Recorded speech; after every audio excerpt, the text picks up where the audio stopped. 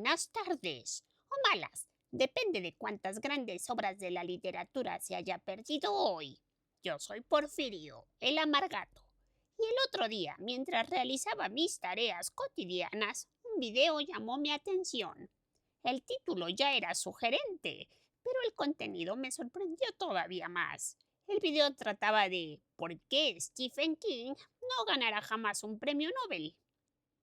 Lo curioso es que en este video se le hacían algunas preguntas al público en general, entre ellas si habían leído o conocían los libros de este escritor. Todos los entrevistados conocían al menos tres de sus obras. Muchos las habían leído también. Otra pregunta fue si conocían a los ganadores del Nobel. La respuesta generalizada fue no. No digamos ya leerlos, simplemente saber quiénes habían obtenido el galardón. Y no, no los conocían. No me sorprende.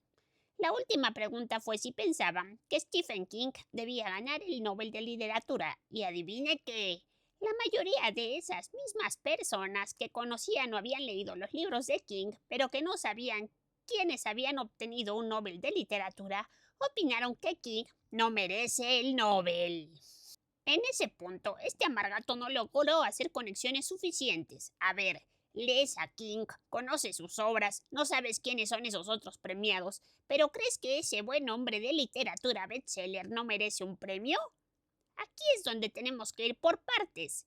Yo he leído a algunos de esos ganadores en orden cronológico, aunque no en orden gatuno en el que los conocí. Me leí, por ejemplo, al noruego Hamsun, que ganó el premio en 1920. Yo leí su novela Hambre, que les recomiendo ampliamente, porque en esta historia un escritor libra una dura batalla para sobrevivir sin un céntimo, pero lo más doloroso no es esa carencia, sino el enfrentamiento con sus propios pensamientos.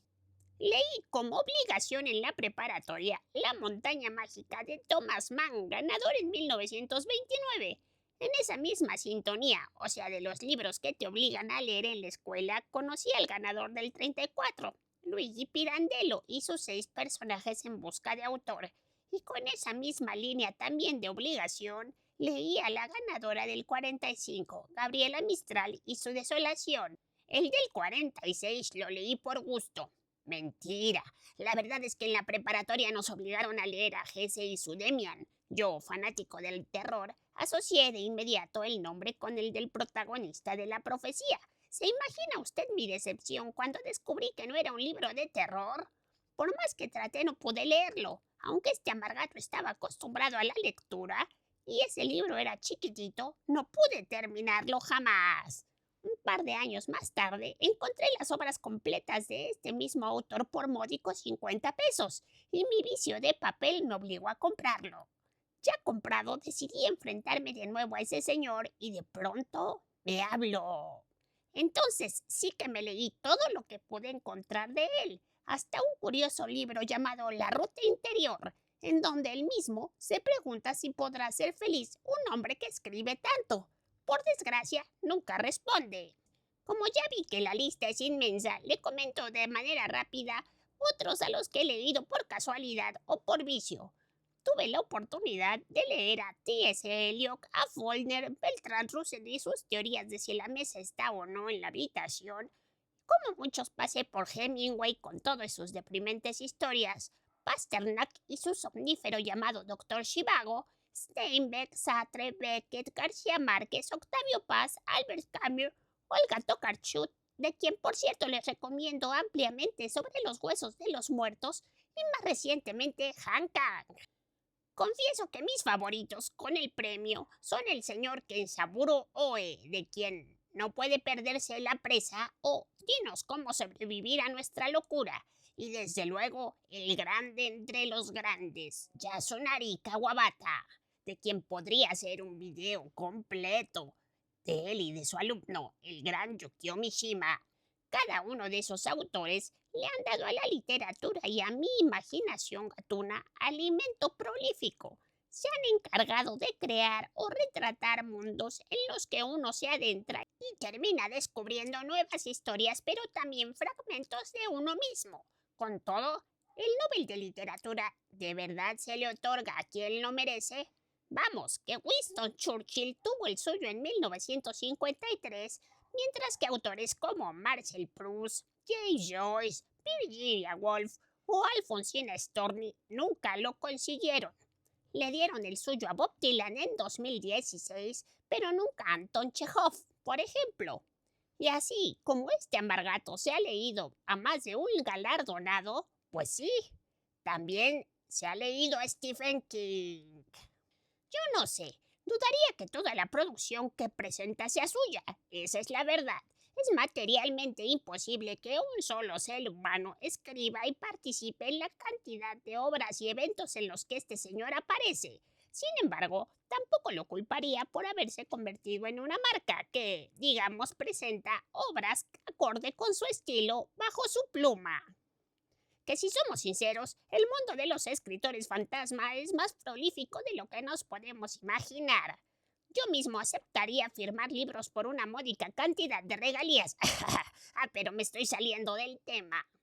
Stephen King cuenta con una obra extensísima, de la que yo destaco, desde luego, El Resplandor, Misery, Cementerio de Animales y, claro, Mientras escribo, que no es una novela, sino una serie de reflexiones en torno a la literatura. El punto es que este señor vende más que muchos de los galardonados y es más conocido que la mayoría. Eso significa que ha puesto a leer a más personas que Kazuo Ishiguro, ganador en el 2017, pero de alguna manera los escritores que, como él, logran trascender para los grandes públicos quedan vetados de las premiaciones como el Nobel, y hasta quienes los leen en muchas ocasiones piensan que no son literatura digna de ser incluida en esos premios. Es aquí donde uno se pregunta, ¿qué tanto los premios literarios validan la literatura de una época y qué tanto se encargan solamente de seccionar públicos para decirle al mundo de qué lado de la cultura está?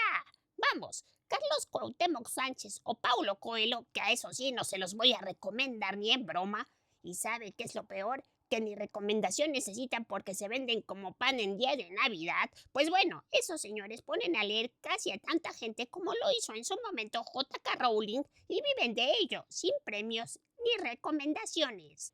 El video que vi lo dejaba claro, hay un abismo entre el prestigio y la popularidad, pero ¿y si la verdadera pregunta no es si King merece el Nobel, sino si el Nobel tal como está merece a King? Un premio que ignora por sistema a la literatura de género, el terror, la ciencia ficción, el thriller psicológico, está dibujando un mapa del mundo literario donde continentes enteros aparecen como manchas en blanco. ¿No es esa una visión terriblemente hambrienta? King no es el único en esta situación. Ahí tenemos, por ejemplo, al eterno candidato al Nobel, el, como dirían los Simpson, nacido para segundear Haruki Murakami, que por más que es postulado, nada más no se le da el premio. Otro que, como King, padece del terrible dolor de ser un superventas, contar con un gremio de fanáticos y poder limpiarse la salsa de tomate con billetes de $100 sin que su economía se vea mermada. Seguramente sufre mucho cada vez que se tiene que encerrar en su mansión a llorar por no recibir el Nobel. Este sujeto es otro al que, por cierto, también he leído y disfrutado, porque como amante de la cultura de masas, soy parte de su séquito y aunque la verdad es que hay muchas cosas repetitivas en sus historias, todavía cuando publica un nuevo libro lo consigo con la esperanza de que me devuelva la emoción que experimenté con Tokyo Blues, Sputnik mi amor, Al sur de la frontera al oeste del sol o Crónica del pájaro que da cuerda al mundo. Los premios, señoras y señores, en especial el Nobel, no son una garantía de calidad, aunque tampoco sean de lo contrario. Así como el Oscar no es un referente de que la película que gana sea mejor, tampoco lo son estas estatuillas literarias de altas esferas que lo único que hacen es intentar marcar un canon que no termina de ajustarse con la realidad literaria que vivimos y que se parece más a esa idea de los profesores de secundaria que te obligaban a leer El Quijote o el Mío Cid y esperaban que después de 500 páginas de español antiguo amaras la literatura. La vida literaria no funciona así. Los libros se comunican con nosotros, nos muestran sus universos y nos cuentan sus historias, incluyendo fragmentos del alma de quien las escribe. Desde luego no hablo de esos de superación personal, pero hasta yo sé que esos mismos libros tienen públicos específicos y en cada momento de nuestras vidas necesitaremos leer algo diferente. Uno no siempre quiere alta literatura, si es que eso existe. También vale sentarse a leer una historia ligera que nos saque unas sonrisas o nos haga llorar un rato. Y por mucho que se le dé el Nobel a este o aquel autor, no implica que nos vamos a sentir identificados con lo que escribe. Así que, volviendo a la pregunta del video, ¿ganará Stephen King el Nobel de Literatura? Probablemente no. Pero tampoco creo que le haga falta. Al final, su literatura, chabacana o no para la Academia Sueca, llega a un público con más potencia que cualquiera de los últimos ganadores del premio. El mérito de autores como King o Murakami es que, al igual que otros que se han obtenido el premio, como Hamsun o Hemingway, te atrapan y te hacen sumergirte en la lectura en una época en donde cada vez es más complicado que la gente se siente a abrir un libro.